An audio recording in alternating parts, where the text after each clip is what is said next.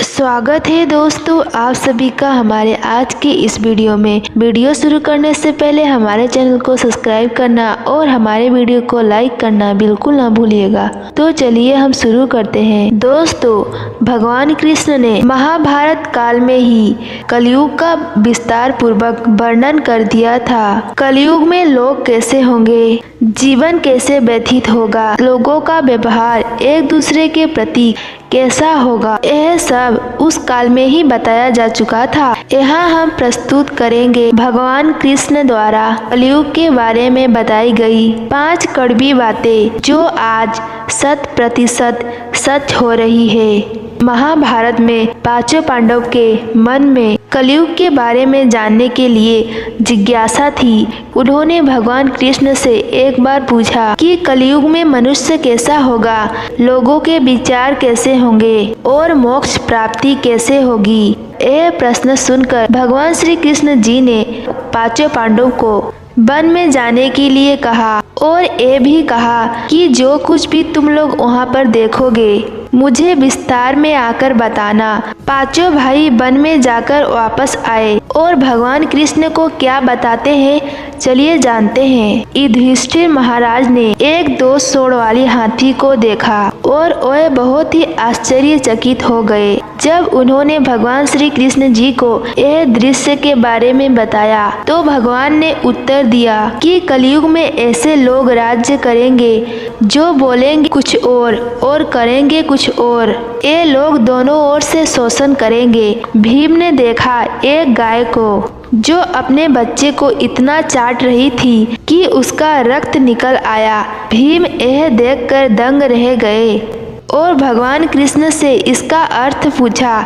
श्री कृष्ण जी ने बताया कि कलयुग के माँ बाप अपने बच्चे से इतना आसक्त होंगे कि ऐसी ममता के कारण बच्चों का विकास ही रुक जाएगा। यदि किसी का पुत्र साधु बना तो सब उसके दर्शन करेंगे, परंतु अगर स्वयं का पुत्र साधु बना तो दुखी हो जाएंगे, रोएंगे कि मेरा पुत्र किस रास्ते पे जा रहा है, इसका क्या होगा।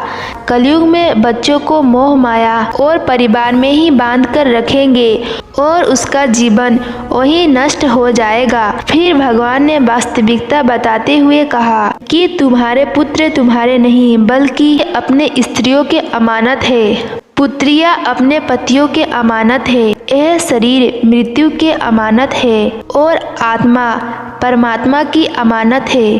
अर्जुन ने देखा एक पक्षी जिसके पंख पर वेद की ऋचाई लिखी हुई थी, परंतु वह एक मनुष्य का मांस खा रहा था। यह देखकर अर्जुन हैरान हो गए। इस पर भगवान ने बताया कि कलयुग में ऐसे लोग होंगे जिन्हें विद्वान कहा जाएगा, किंतु उनकी मंशा यही होगी कि किसी की मृत्यु जल्दी हो और उसकी संपत्ति का अपना लिया जाए। व्यक्ति का ओहदा चाहे कितना भी बड़ा होगा, परंतु उसकी दृष्टि दूसरों की संपत्ति पर ही होगी। ऐसे लोग बहुत ही होंगे जो दूसरे के धन को छीनने में आतुर होंगे। वास्तविक संत तो कोई ही होगा।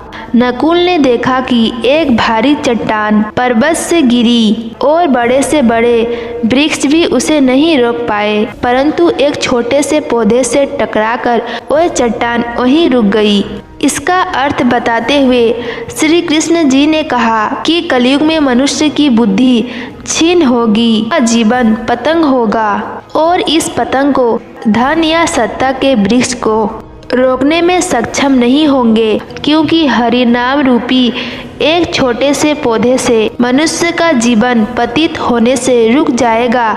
हरि कीर्तन से मनुष्य की बुद्धि प्रबल होगी। सहदेव ने वन में अनेकों कुएं देखे, जिनमें से एक विष का कुआं खाली था जो कि सबसे गहरा था। श्री कृष्ण जी ने इसका अर्थ बताया। कलयुग में धनी व्यक्ति अपने शौक के लिए पुत्री विवाह में, उत्सवों में, बहुतायत में धन खर्च करेंगे, परंतु यदि किसी भूखे को देखेंगे उसकी सहायता करने में किसी को कोई रुचि नहीं होगी।